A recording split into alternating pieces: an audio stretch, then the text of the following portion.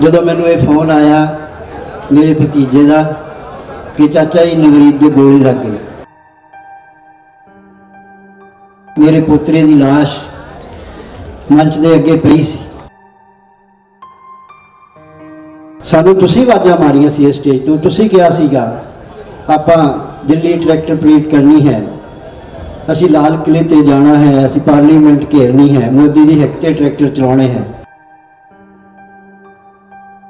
एक बन्ने घरे नवरीत के सोग विच सां ते दूजे बन्ने जदों मोर्चे दीयां खबरां आ रही सी, रवाड़ी मोर्चे ते जिथे मैं सी राजस्थान वालों, वो मोर्चा उस रात ही उजाड़ दिता गया और अगले दिन वारी गाजीपुर बार्डर वाले मोर्चे की सी।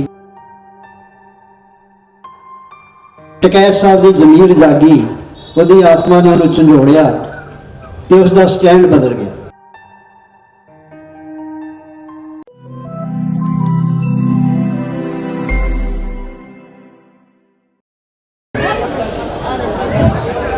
परम सत्कारयोग मेरी माताओं भैनों वीरों बुजुर्गों सारिਆਂ ਨੂੰ वाहिगुरू जी का खालसा वाहिगुरू जी की फतेह। तुसी सारे जानते हो अज तो ठीक एक महीना पहला 26 जनवरी वाले दिन नवरीत सिंह मेरा पुत्रा ट्रैक्टर परेड दौरान गाजीपुर बार्डर के मोर्चे तो जदों अगे वधे उत्थे वो शहादत पा गया। ठीक एक महीना पहला लगभग इहो ही वो समा सी जदों मैनू ये फोन आया मेरे भतीजे का कि चाचा जी नवरीत की गोली लग गई। मैं कहा ज़्यादा तो नहीं लगी, कहता चाचा जी ज़्यादा लग गई। मैं समझ गया इसके मूँहों गल निकलती नहीं तो गल कुछ होर हो गई। बहुत औखा सी वो समा। 26 जनवरी की वो शाम दोपहर 1:30 बजे मैनू वो सुनेहा मिलता है। मैं राजस्थान बॉर्डर तो चल के 150-200 किलोमीटर का फासला सी। जदों मैं गाजीपुर बॉर्डर ते आया मेरे पोतरे की लाश मंच के अगे पई सी। बहुत भारी सी वो वक्त मेरे वास्ते, पर जदों तुहाडे नाल तुहाडा इतिहास खड़ा हुंदा है तुसीं वड्डियां तो वड्डियां मुश्किलों दे विच अपने आप को साबित कदम रख सकते हो। मैं रख सकिया उस अकाल पुरख की बख्शिश सदका जिन्हों ने अपने पुत्रां नूं साडे उत्तों वार के कहा सी, इन पुत्रन के शीस पे वार दिए सो चार मुए तो क्या हुआ जीवित कई हजार। ये इतिहास सी मेरे पिछे खड़ा, सिख कौम का इतिहास खड़ा सी, बंदा सिंह बहादुर का इतिहास खड़ा सी। साढ़े 70 सालों का इस देश में आज़ादी तो बाद जो कुछ साढ़े नाल होया वो इतिहास खड़ा सी। असी लगातार आज़ाद मुल्क में भी शहादत दियां, उन्हां दरम्यान ही एक नवरीत की शहादत सी। पर बहुत औखे सी दिन, क्योंकि एक बन्ने घरे नवरीत के सोग विच सां ते दूजे बन्ने जदों मोर्चे दीयां खबरां आ रही सी कि सारे मोर्चे जिहड़े हन उन्हां दे विच बहुत मायूसी है, सन्नाटा है और किसी पल भी कोई मोर्चा उखड़ सकता है। सब तो पहला रवाड़ी मोर्चे ते जिथे मैं सी राजस्थान वालों, वो मोर्चा उस रात ही उजाड़ दिता गया और अगले दिन वारी गाजीपुर बार्डर वाले मोर्चे की सी और लगभग तय सी कि गाजीपुर वाला मोर्चा भी जिहड़ा हो उजाड़ दिता जाएगा। पर इसनूं कुदरत का करिश्मा ही कहांगे कि उखड़े हुए मोर्चे के पैर एक करिश्माई अंदाज विच जदों टकैत साहब दी अखां विचों हंझू आए तो पूरे देश विच, हरियाणे विच, पंजाब विच, उत्तर प्रदेश, उत्तराखंड, राजस्थान विच एक तरह नाल हाहाकार मच गया, क्योंकि बहुत भयानक समा सी। खबर आ रही सीगियां तय हो चुका सी कि टिकैत साहब ने गिरफ्तारी दे देनी है तो मोर्चा भी उजाड़ देना। जिस तरह दियाँ पहला साजिशां होईयां पहलियां मोर्चियां नाल शाहीन बाग जिहड़ा जिस तरह उजाड़िया गया सी उहो ही तजर्बा उत्थे दोहराया जाना सी। गुज्जर एक बीजेपी का MLA अपने गुंडियां नाल गाजीपुर की स्टेज के पिछे आके खड़ के गालां कढ़ रहा सी, ललकारे मार रहा सी। ते 200-300 नौजवान सी जिहड़े उत्तर प्रदेश के उत्तराखंड के सिखां दे बच्चे नौजवान जिहड़े सी उही उस मोर्चे ते खड़े सी। ते उन्हां नूं इस गल का जो इलम होया कि टिकैत साहब गिरफ्तारी दे के जाण वाले ने तो उन्हें जाके टिकैत साहब ने कहा कि ठीक है तुसी तो गिरफ्तारी दे के चले जाओगे तो सानू किस दे आसरे छड़ चले हो। सानू तुसी आवाज़ां मारियां सी स्टेज तो तुसी कहा सीगा आपां दिल्ली ट्रैक्टर परेड करनी है, असी लाल किले ते जाना है, असी पार्लीमेंट घेरनी है, मोदी दी हिक ते ट्रैक्टर चलाने हैं। तो अज फिर सानू किस दे आसरे छड़ चले। टिकैत साहब की जमीर जागी, उसकी आत्मा ने उन्होंने झंझोड़िया तो उसका स्टैंड बदल गया और अपने अंदर जी उसने अपने हालात वेखे कि मैं की करन लगा सी तो वही वो पश्चाताप के हंझू सन जड़ियाँ उन्हें अखां विचों निकले जिसने सारे हालात ही बदल दिए। साडे नाल बहुत ज्यादती हुई।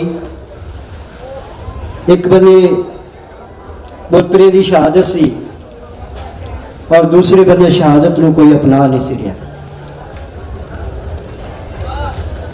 लाल किले वाला जो उस दिन और उस दे नाल ही एक वड्डी निराशा जो गिला सी गुस्सा सीगा जिहड़ा मोर्चे नाल जुड़े हुए लोगों का वो सी कि नवरीत की शहादत को नहीं अपनाया जा रहा सी। क्योंकि बार बार ये खबर आ रही सी कि मोर्चे की अगवाई करने वाले लोग जिहड़े ने नवरीत की शहादत तो बचते नज़र आते हैं, कन्नी कटते नज़र आते। ये साडे लिए बहुत औखा समा सी पर समा बदलता गया। मैं उस शख्सियत का नाम लैन तो गुरेज नहीं करूँगा जिसने औखे समय साड़ी बाँह फड़ी, जिसनों असी सारे कह रहे हैं कि राजनीतिक लोग जिहड़े ने असी अपने मोर्चे को राजनीति का रंग नहीं देना। चंगी गल है, मोर्चा राजनीति तो परे है इसलिए लम्मा चली जाता है।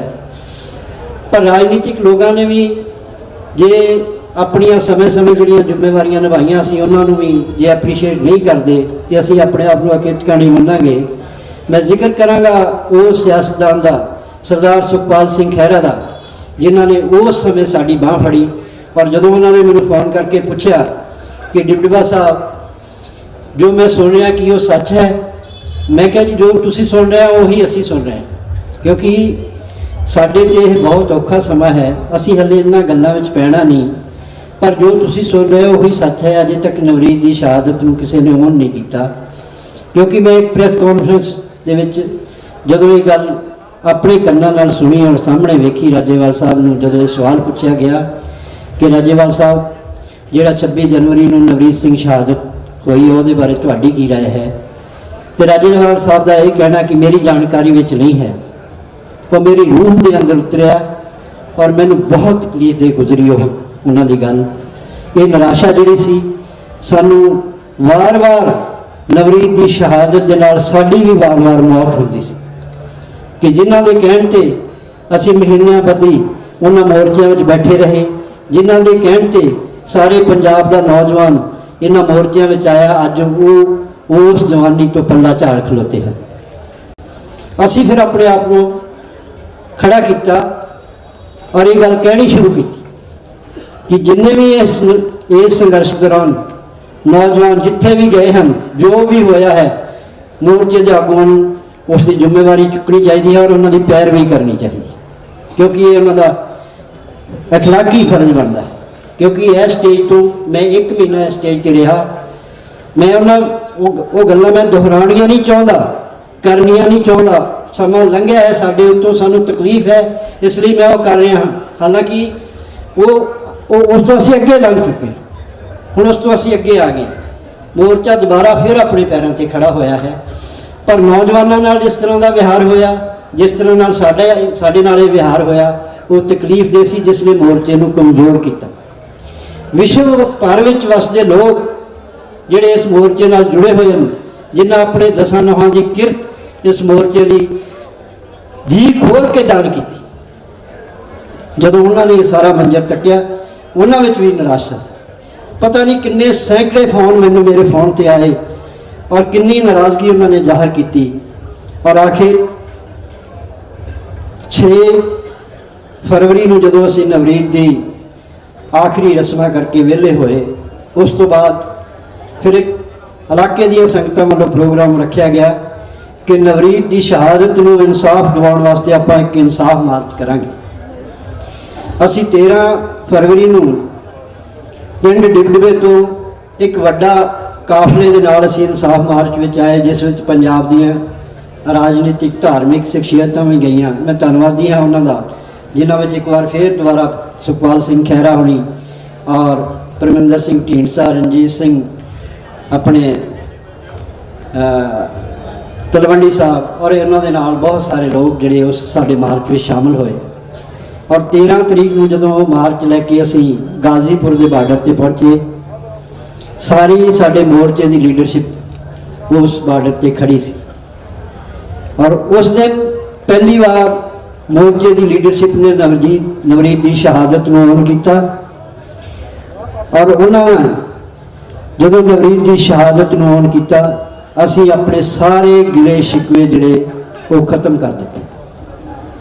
असी अपने वालों यकीन दवाया कि मोर्चा सानू जो हुक्म लाएगा असी मोर्चे के नाल खड़े होवांगे। और उस दिन तो लैके 13 फरवरी तो लैके अज 26 फरवरी हो गई है, मैं लगातार पंजाब के पिंडां विच, शहरां विच, कस्बियां विच, हालांकि लोग नवरीत की शहादत को सम्मान करने वास्ते दास नूं बुलाउंदे हन, प्रोग्राम करते हैं, मान करते हैं उसकी शहादत का, पर जिस भी मंच पर मैं गया हाँ, मैं एको गल नौजवानों ने कही है, समा हुण गिले शिकवियां दा नहीं है।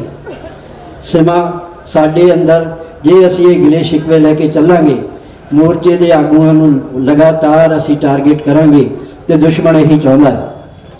जे मोर्चे के आगू कमज़ोर हुंदे हन, मोर्चा कमज़ोर हुंदा है, तो असीं जो जिहड़ियां शहादतां दित्तियां हन, नवरीत की शहादत है, उसका कोई मुल नहीं रहना। इसलिए मैनूं लगता है कि नौजवान जिहड़े नवरीत की शहादत को प्यार करते हैं, उन्हां दा एक बहुत वड्डा इकट्ठ पिछले दिनी बठिंडे के लागे महराज में होया, मैं उत्थे भी गया सी। और उस इकट्ठ चों जिहड़ा सुनेहा नौजवानों ने दिता, मैं समझदा कि जिन्नी जिम्मेवारी नाल नौजवानों ने उस इकट्ठ तो सुनेहा दिता इस मोर्चे की अगवाई करने वालों को, जिस तरह उन्होंने अपने वालों एक बहुत बड़ा सियानत भरिया फैसला लिया कि जो भी है पिछे जो भी होया है असीं उन्हें कभी भी अपनी नज़र में नहीं रखांगे, तो असीं कंध बन के मोर्चे के आगुआं दे नाल खड़े होवांगे। सो मेरी ये स्टेज तो बेनती है, फिर जिहड़े लोग इस मोर्चे नाल शुरू तो जुड़े हैं, किसी कारणा करके वो मोर्चे तो पिछे हटे हैं, अज मैं फिर वेखदा हाँ पंडाल भरिया होया है और मोर्चा अपने पैरों पर है।